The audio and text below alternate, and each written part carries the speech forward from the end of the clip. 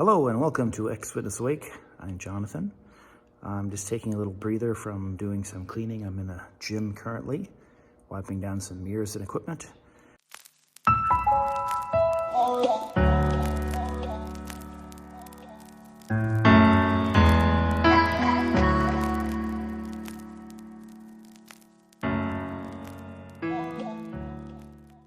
And I was just thinking about when I would hear somebody say, leave it in Jehovah's hands. If you're a Jehovah's Witness or formerly a Jehovah's Witness, you have heard plenty of times about leaving it in Jehovah's hands. So what does that mean exactly, to leave it in Jehovah's hands? So leaving it in Jehovah's hands is having faith that eventually something is going to be taken care of, that even though we don't have the power to do something about it right now, that, just have faith that Jehovah's going to take care of it, and, it'll all eventually work out in the wash.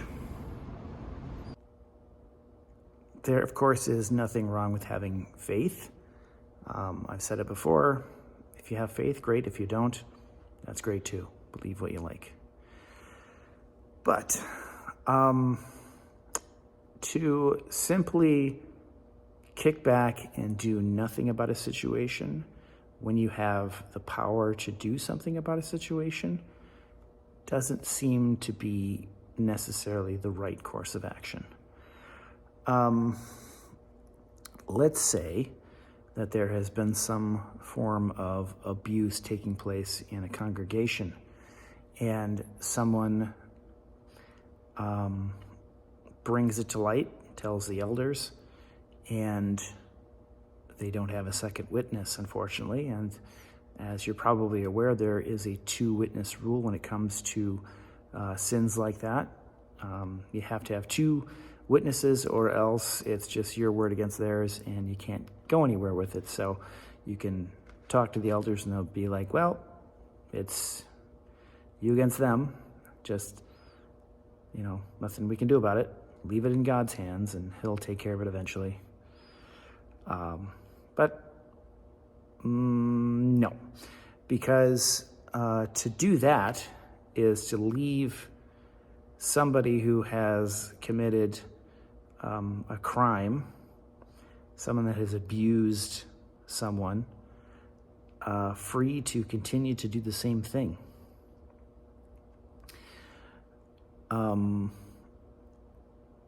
If there's an injustice happening and you have some means to contribute to it being dealt with, I think it's a good idea to do what you can.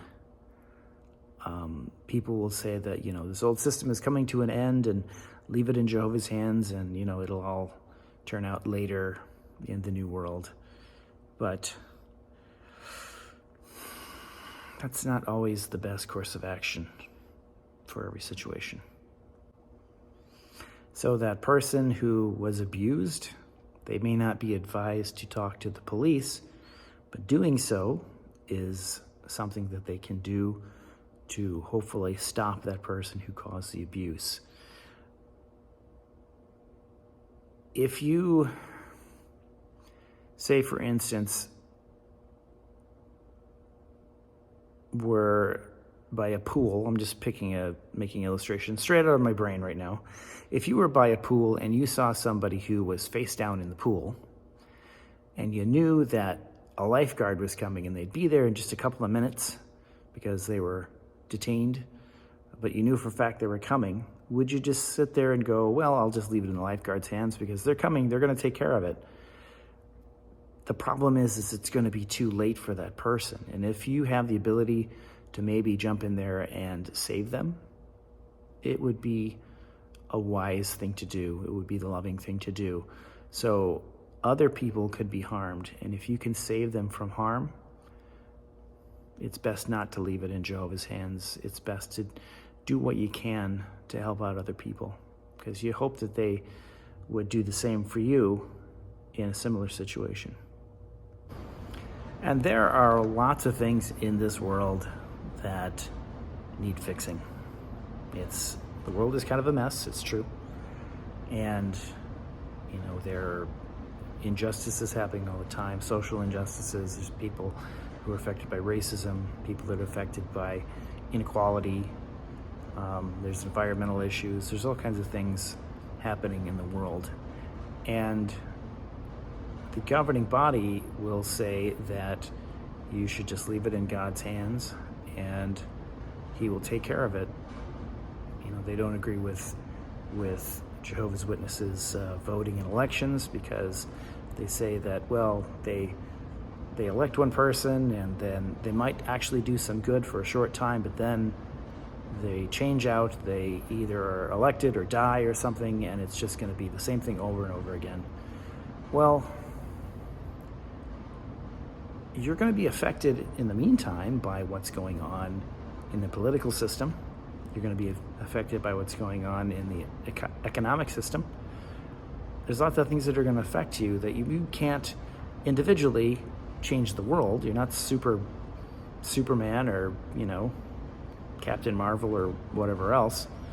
You are just one person. But the little bit that you can do can make a big difference. So it's best not to just leave it in the hands of God or Jehovah or anyone else necessarily. If you can do something, try to do what you can do.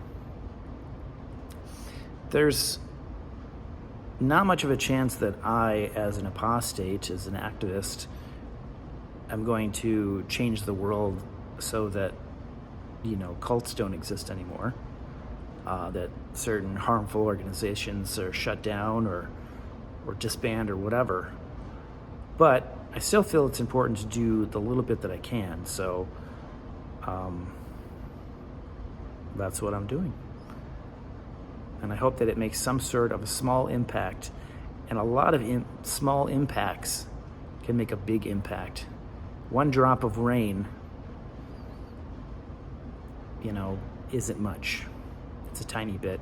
But you get millions of drops of rain and you have a flood. You've got a raging river. You got something powerful enough to move the earth.